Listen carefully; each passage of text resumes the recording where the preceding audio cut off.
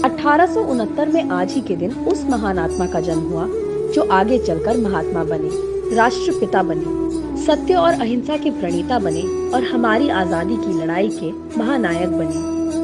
और मोहनदास करमचंद गांधी से ये सब बनने की प्रक्रिया में शामिल है त्याग, तप, साधना, संघर्ष और बलिदान।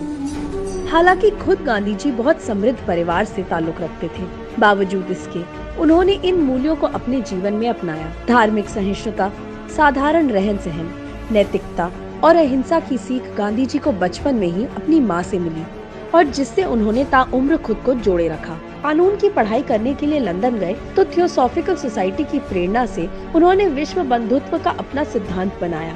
दक्षिण अफ्रीका में सत्याग्रह से लेकर चंपारण और वहां से भारत छोड़ो आंदोलन तक गांधी जी भारतीय स्वतंत्रता संग्राम के महानायक बन गए। देश को उन पर विश्वास था। उनकी एक आवाज पर लाखों की संख्या में देशवासी बहिष्कार की मुहिम में शामिल हो जाते थे। इसलिए आज ये सोचना बहुत आवश्यक है कि गांधी जी महानायक कैसे बने, आखिर किन मूल्यों पर चलकर उन्होंने महानायक का दर्जा हासिल किया। गांधी जी के वो मूल्य थे सत्य और अहिंसा। गांधी जी का मानना था कि जहाँ सत्य है वहाँ ईश्वर है तथा नैतिकता इसका आधार है। वर्तमान समय में सत्य और नैतिकता को तो भुला ही दिया गया है। स्थितियाँ इतनी भयावह है कि आधी रात को सच जला दिया जाता है। सोचिए, क्या सत्य को जलाकर कोई गांधी जी का उपासक हो सकता है? बिल्कुल नहीं।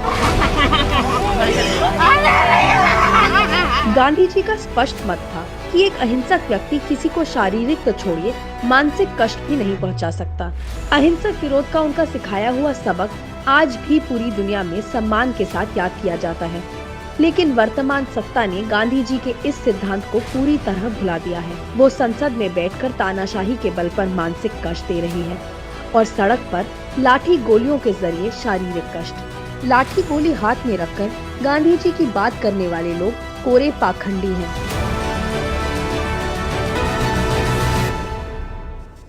इसी सत्य और अहिंसा के बल पर गांधी जी ने सत्याग्रह, सर्वोदय, स्वराज, स्वदेशी और ट्रस्टीशिप की महान परिकल्पना दुनिया के सामने रखी।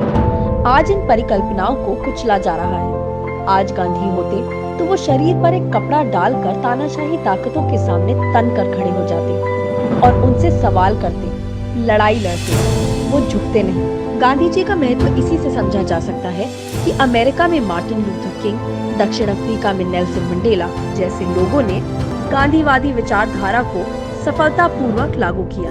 इसलिए आज भी गांधी जी उतने ही प्रासंगिक हैं जितने आजादी की लड़ाई में थे, बल्कि आज ज्यादा प्रासंगिक है। जरूरत है तो इस बात की कि हम गांधी को न भूलें। इसलिए आइए एकजुट होकर गांधी जी का भारत बचाइए। जय हिंद।